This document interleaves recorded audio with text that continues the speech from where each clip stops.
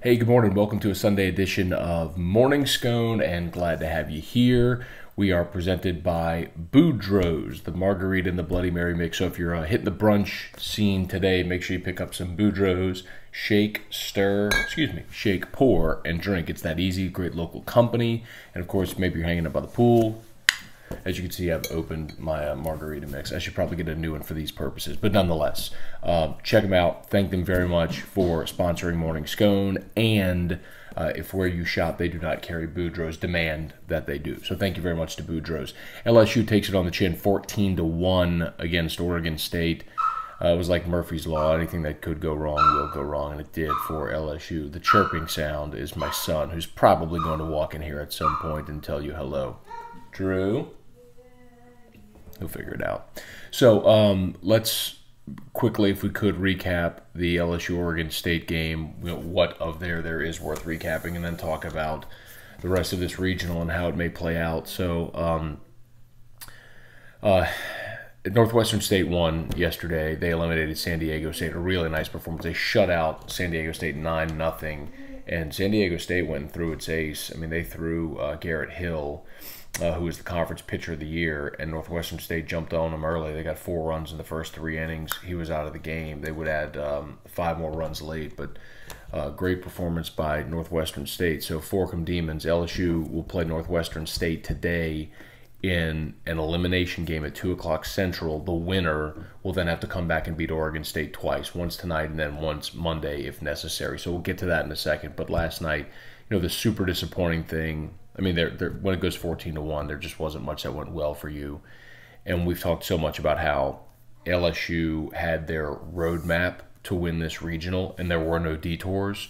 Well, this would constitute a detour. So just to be very frank, I don't know how LSU can win this regional. If Mikhail Hilliard were there, it at least becomes plausible, because I could set up a scenario where actually, Mikhail Hilliard would have pitched the first game, Hess yesterday. You could come back with Nick Bush today, and then I could say, okay, well, you win this game with Bush, then tonight you come back with Cam Sanders or Matt Beck plus Holstaff, and then you try to piece together a Monday game, even without A.J. Labus. If you had Labus and Hilliard available, then you got your staff. I mean, you got all your arms available. It's just so hard to imagine right now. We could talk about some of the scenarios in a bit, but right from jump last night, Zach Hess, he looked so good just in the first, right from jump.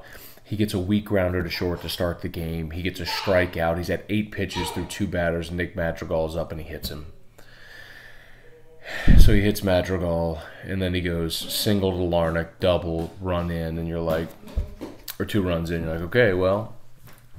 And it felt like at that point, I could tell you what I was feeling. I said, man, against Heimlich, you're not going to score more than 3 runs likely. So Hess needs to turn off the spigot. That's got to be it. And then, you want to say hi? Big block or Pawpaw? Go. Pawpaw, go. He likes to go for rides with Pawpaw. And then LSU comes back in the bottom of the first, man, and I was like, Heimlich didn't have it. Zach Watson, who this season has been hyper-aggressive, especially in the leadoff spot, and especially for a leadoff man, swinging on first pitch strikes, worked an 8-pitch walk, and it was beautiful against Heimlich. Heimlich had only walked 13 guys all year. So for Watson to come out and lead off the game with a walk is like, oh, you got action. And then Heimlich hits Duplantis. And then Bain singles, and you're like, oh my God, they got the bases loaded with nobody out. They're going to get back here against Heimlich. And we've talked about LSU's seen aces this year. They saw Blaine Knight from Arkansas. They saw Ryan Rollison from Ole Miss. They beat Casey Mize. They've seen pitching. All of a sudden, I'm going, man, maybe it's not Heimlich's night. And then Cabrera's up and he hits a weak tapper back to the mound, and they go for the 1-2-3 double play. Comes to home to first. And then Nick Coombs was second and third. You still got your shot. Base hit by Nick Coombs, and 2-run score, you're tied, and he pops the ball up on the infield. So you just missed that opportunity. But Hess came back in the second, and while he allowed runners on base, he gets out of it. You're still down 2. And then all of a sudden you start the third, and you got action again. Jake Slaughter rips a single, and then Bo Jordan gets hit on the foot. That was Heimlich's big issue. That slider he throws. So from a lefty that was coming in against righties, he just couldn't locate it. I mean, he just didn't have that pitch last night. So he hits Bo Jordan on the foot, and now you got first and second, and you're going, all right, let's get something. And they try to bunt Brant Broussard. He can't get a bunt down. By the way, if you listen to me, I know never bunt. I say never bunt, ever, swing away. So Broussard gets 2 strikes. He has to swing. He strikes out. And then Hal Hughes comes up, and they try to bunt Hal Hughes with 1 out. And he pops it up to the pitcher, and they double Slaughter off at second. And for all intents and purposes, that was it. I mean, Jake Slaughter homered in the 4th. I mean, LSU ended up with, I'll tell you their final stat line, 1 run on 7 hits. Disappointing. Bain came through with 2 hits. Mentioned Slaughter was 2 for 4. He had the RBI and the run scored on the homer. That was about it offensively for LSU. Bo Jordan got a single. Hal Hughes ended up getting a hit as well. But the thing you look at is for Oregon State, 14 runs on 15 hits, and LSU pitching walked 9 batters.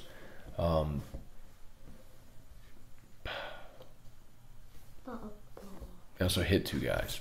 So Oregon State has the 3rd best team batting average in the country. Papa go.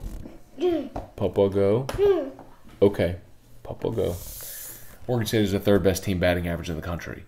And you gave them 9 walks and 2 hit by, but you gave them 11 bases. You gave the 3rd best hitting team in the country 3 free bases on their home field with their ace on the bump. You just can't do it. So you got to play near flawless against those guys to try to win, and LSU didn't, and that's why they didn't win. So your season comes down to this. They'll play Northwestern State at 2. So anyway, by the way, the pitching. So Hess only went 3 1/3. They went to Gilbert for 2 2/3, and then Vetmeyer pitched the last 3 innings just to get them home. I would have liked to have seen them go on the Will Reese, Clay Moffitt route right there, where you're just trying to get outs. But I guess they figured they needed a guy like Vetmeyer to get through it against that lineup, and maybe they did. But Vetmeyer is a guy who at least has given you quality innings, like meaningful innings at points this year. So when the game was out of hand, I kind of wish they had gone a different route at that point to see if they could have gotten home and maybe saved Vetmeyer. Because look, at this point, pitching's at a premium, obviously. So let's talk about what they're going to do today. Pulmonary announced that they're going to start Cam Sanders in this game, which I think is the right move. I mean, you got to win to save your season. I think your only 2 options really were Cam Sanders and Matt Beck. So you start Cam Sanders. Of course, if y'all listen to AFR, Cam's dad Scott has been kind of a regular on the show this season. Really good guy. He and I texted. Look, Cam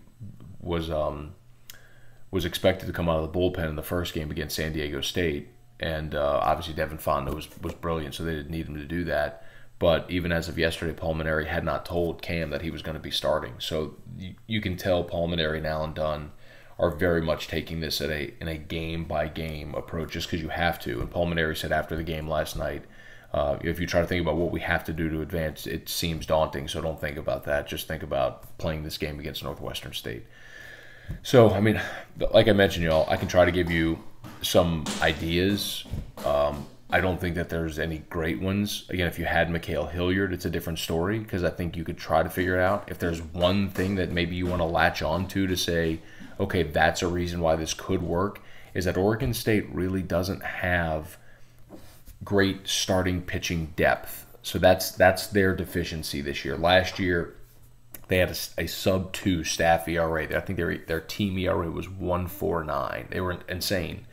But they just don't have the depth in the rotation that they had a year ago. So you got Bryce Femmel and you got Luke Heimlich. After that, it's a big drop-off. So you kind of figure, like, if you're LSU and let's say Cam Sanders can go throw a gem today, fingers crossed, either that or you can really get the bats going against Northwestern State. You go into tonight and then you probably do the Matt Beck plus whole staff approach. And if you manage somehow to just blister whoever Oregon State throws out there and they have an off night offensively, and you can force a Monday game, then you're just going, okay, well, who's available? And then Oregon State's on their 4th option. which while you'll be on your sixth, or your your fifth, but they'll be on their fourth option, provided you get to Monday, and they don't really have a great one. Now the flip side of that, which is tough, is that Oregon State is the number 3 hitting team in the country, and they're going to be facing your staff. If you want one other option, let's see if they might throw Todd Peterson. He's been a starter. Austin Bain has been a starting pitcher as well, so I guess theoretically that could be an option. But I wouldn't be totally surprised if it came down to it, if they ended up needing if they got to the if necessary Monday game, if maybe they started Peterson. Hey baby, we might have to be able to wrap this up. Hey buddy, come see daddy. Come see daddy. Come see. You want to do doors on the bus? The doors on the bus go. Bye-bye. Bye-bye. Open and shut. Bye-bye. Okay, bye-bye. I'm sorry. All right. Hey, I'm going to come in there in a sec, okay? Well, I'm about to finish my show. Okay. So, if you look at who else is available right now for LSU, I literally pulled up the roster and said, okay, like, what could they possibly do? I mean, you've got Taylor Peterson and John Kodros from the left side. And I mentioned, I think after Fontenot threw on Friday, you could bring him back today if you needed an inning, or give him some extra rest, and you can throw him Monday if you needed. Most certainly, Hess and Bush are done, but